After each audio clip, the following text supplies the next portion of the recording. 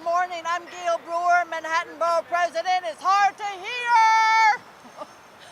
Wonder why?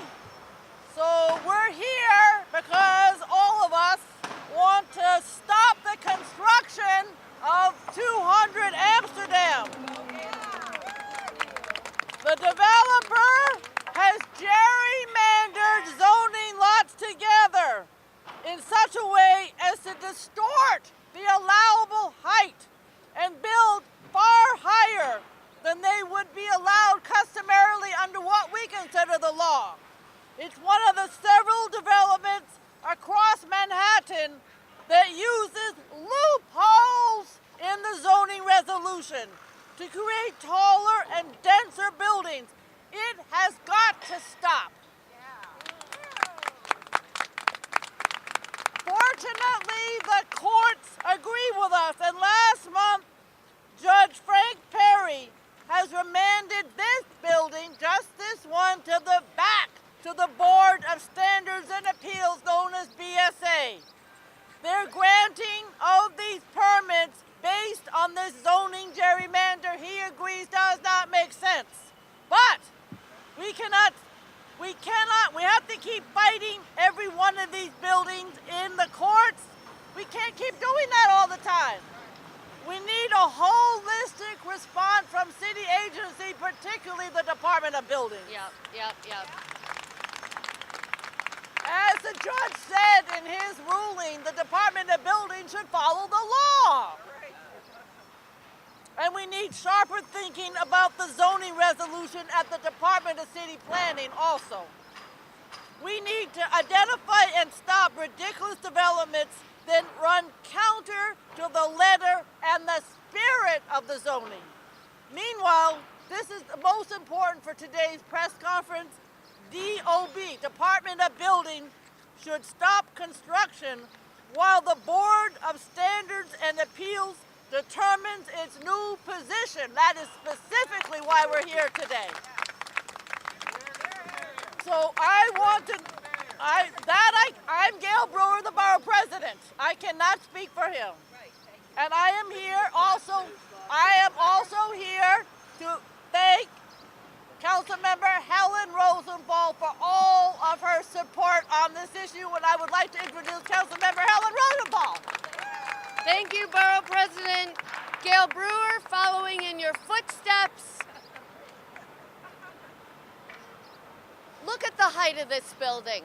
Look, it's already at the spot where all the other buildings end.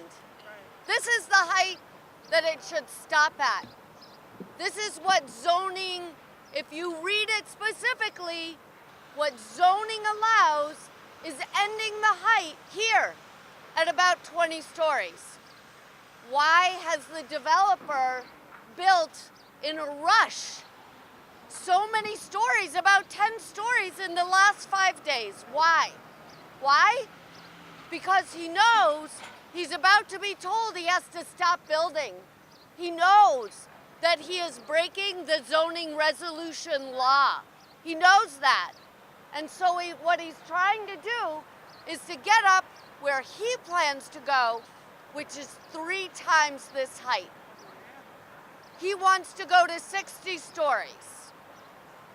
60 stories. 3 times the height of these residential buildings in the surrounding area. What zoning allows is around 20 stories, as you can see from the surrounding buildings. So what's going on here? What's going on here? What's going on here is that the community opposes this and brought a lawsuit to the court. And the court ruled that in fact, they agree. They agree, and they're saying to city bureaucracy, go back, do it again, and find what is the right thing to do for a residential area where it's 20 stories tall, right? That's the right thing. What's missing? What's missing is this tiny detail, and that is the will of the Department of Buildings to hit the pause button. to say, let's stop building until we get a final ruling. Why can't we do that? Hit the pause button, stop this from going on. And that's all we're asking for, is to stop. But instead, what the city has allowed this developer to do is work until 10 o'clock at night, start early in the morning, work on weekends in order for them to build so high. It's outrageous. It's outrageous. It must stop. I am grateful to Borough President Brewer for leading the way here, and I am most grateful to a woman who has fought against these high rises for a really long time. And we must do her the honor of stopping this one, of stopping the one on West 66 down near Central Park West. She's right. These high rises are out of control. They have no business in a residential area. This is residential, not commercial. The building height must stop. And I'm honored to introduce to you today Olive Freud. Let me start that again. And I am honored to introduce to you Olive Freud, who has been truly spearheading this effort, who saw this monstrosity years before and has been warning the community over and over again. Okay, you got it. Olive, come say some words of brilliance. All right, thank you so much, Helen, and thank all of you for coming here. Look, this building is a disgrace, it's an outrage. It'll do irreplaceable damage to tens of thousands. There is no mic. We're not allowed to have a mic. They just have to listen quietly. All right, I'll talk as loud as I can. To tens of thousands of us, it's taking our sky, our sun, it's leaving us in the shadows. Hang on one sec. We can always count on Bill for the bullhorn. Oh, Bill, And maybe you he's can. gonna hold it for you. All right. I want to explain in just a few words how the developer managed to get this kind of a building. He owns 10,000 square feet. You see where the footing is of the building, and he can build there. He manipulated the processes so that he got 110,000 square feet. He inveigled himself into Lincoln Towers and picked up all the little pieces of green lawn. Now, this is illegal. Wait, I just want to say something else. It's not only the zoning lot that's so bad here, it's the fact that there's so many voids in this building. There's so much air. Apparently there's no law against it, but it's the wrong thing to do, and that's what's happening over on 66th Street. Now, also, another sin that this developer is doing, he's giving us a cement wall. The west wall on this building is just all cement. It'll be 668 feet for the rest of us to look at. It is illegal. A New York State Supreme Court Judge Francis Perry ruled that the zoning lot on which the size of the building is determined is illegal. That should be enough to stop construction until a legal lot is determined. And our attorney is here. He's going to speak to you in 1 minute. He's a marvelous attorney. All of ours are. We have a very good team that's working for us, mostly because they believe in what we're doing, and they are New Yorkers. The developer claims that this is as of right. That building over there is as of right. That went up a few years ago. That's as of right. No one complained. That's what we want here, as of right. And I want to take a minute. Yes, they said very nice things about me, but you know, I got a lot of help. There's Cleo Dana. There's Bill Rautenbush, Judy Weinberg, Ray Haddell, Wanna Berger, Max Varn, Francis Barker, and the thousands of people who have sent me checks to keep this thing going. I really have to thank them. Our attorneys, of course, are not volunteers. We have to pay them. There's a newsletter that I'm sending around. Please, all of you, take the newsletter and distribute it to your neighbors. But our attorney So we're going to introduce Richard Emery, who is the attorney for this case. Thank you, Richard Olive. Emery, Thank you very much. our problem is with the Department of Buildings. So Richard, At tell least. them what you're going to do. Well, we have a lot to do, but first, before I say a few words about what we're going to do, I think it's very important. You cannot exaggerate the contribution that Olive Freud has made in this process. It's remarkable how she's organized a victory, a victory so far. We have a long way to go, but we have our first and very important victory. And it would have also not been possible at all without Helen and Gale, who are our leaders. I mean, they are our community. They represent our community. It's too bad that the powerful representatives of our community, people who have been here from the beginning for decades and decades and committed to the Upper West Side, can't prevail against the moneyed interests and the development That's right. interests of this city. That's right. I've been here for a long time too, and fought a number of these cases, and believe that the West Side is a community where its representatives should have more say over these types of issues than anyone else. But that's not the way it is, and so we have to go to the courts to fight. And that's what Olive has arranged to happen. Olive, out of sheer will and intelligence and acumen, has figured out how to gather the forces together to actually get a victory, an initial victory, in front of Justice Perry. Justice Perry's decision is very important. It goes a long way, but it doesn't go quite far enough, because Justice Perry, being a thoughtful, reasonable judge, and hopefully a judge who will be respected on appeal, decided that he had to defer to the Board of Standards and Appeals and send the case back there before he enjoined this continued building. But the opinion itself is as clear as a crystal. Yeah. It couldn't be more clear that this building is illegal. It is flat out a violation of the zoning law. And the lot on which it is built does not support its height. It's already 4 stories or so above the height that is permitted by the lot that it has under proper interpretations of the zoning law. That's right. These kinds of things, it's interesting. The developers and the owners hide behind the immense complexity of these rules. If you read the zoning law, even when I read the zoning law, it is Greek, it is Chinese, it is a language that you need a specialist to understand if you live on the Upper West Side.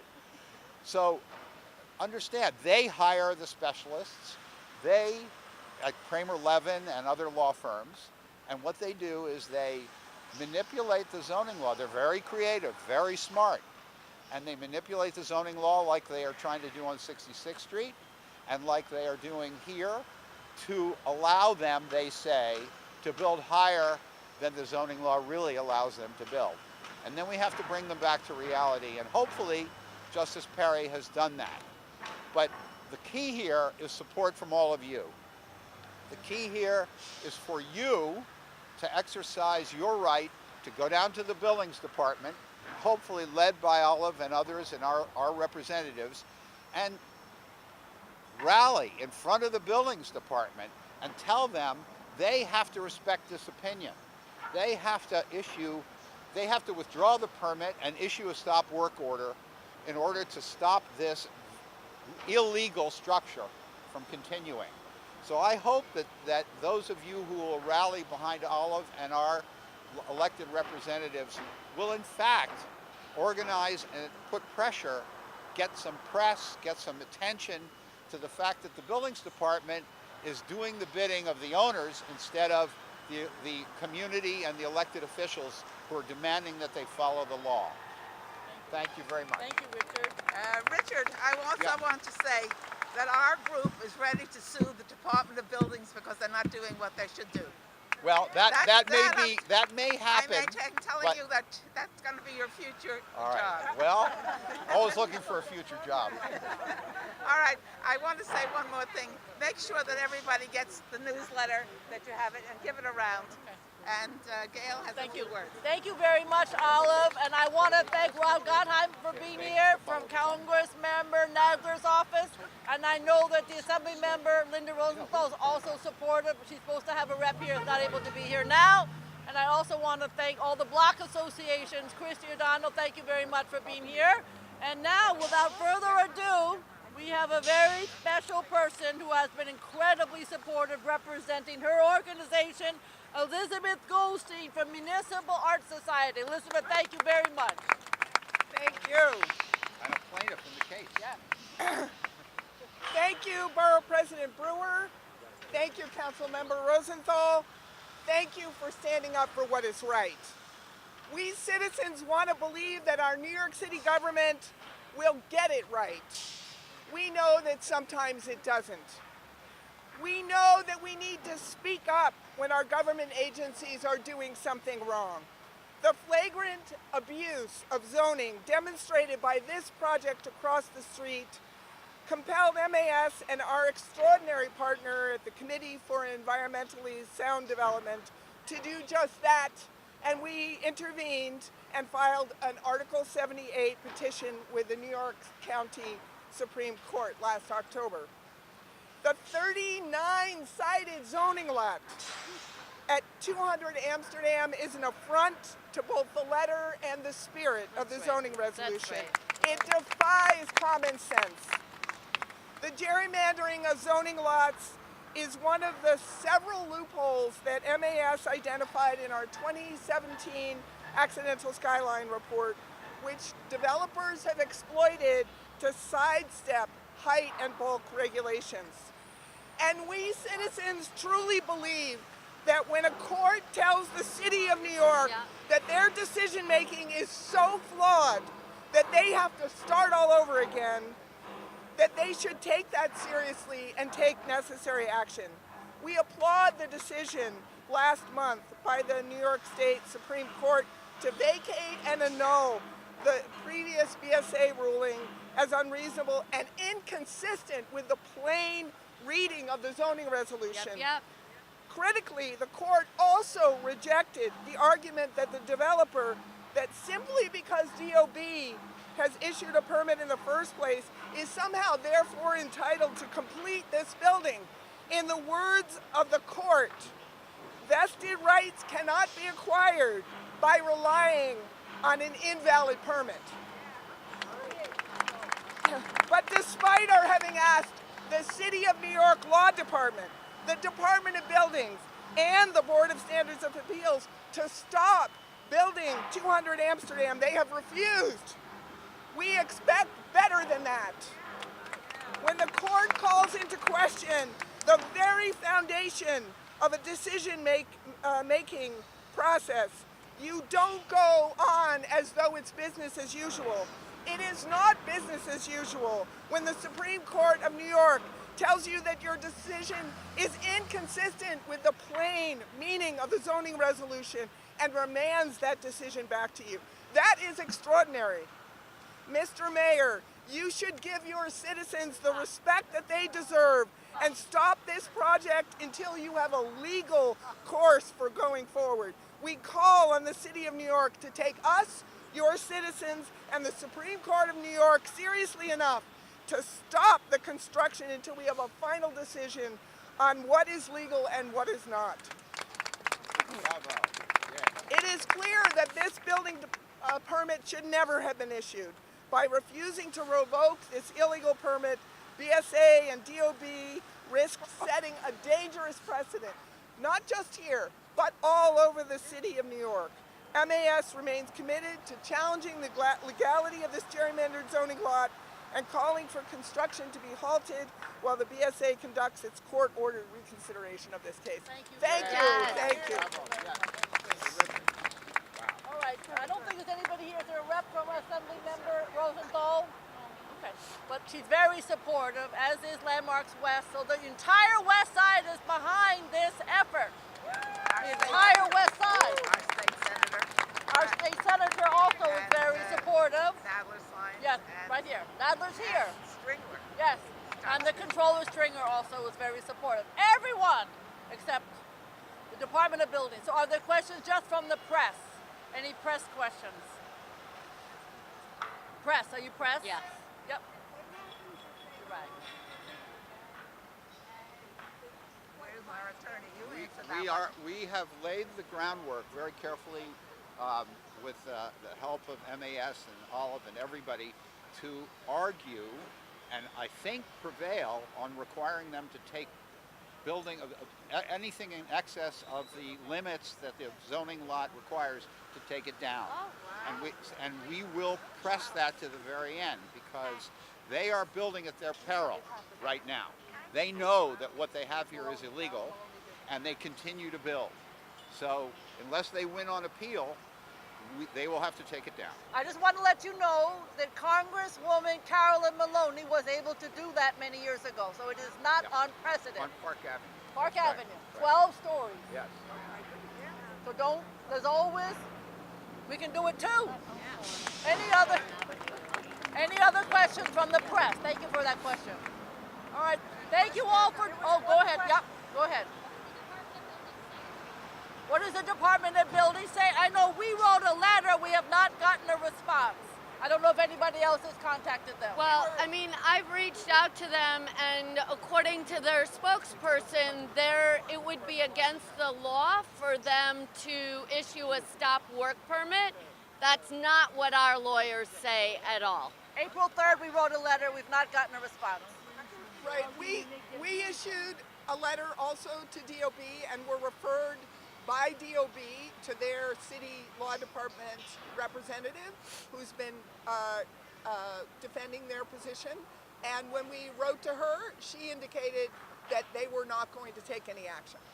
So that's the answer to your question. Has City Hall made any response to this? We have not, I have not gotten any response from City Hall. What's the next step? The next step is up right here, BSA. Well, we will be in court on April 29th seeking a temporary restraining order and a preliminary injunction against continued building. We'll see what happens. You know, all of you are invited. It's a public event. What? April 29th in front of Justice Perry. It's at 60 Center.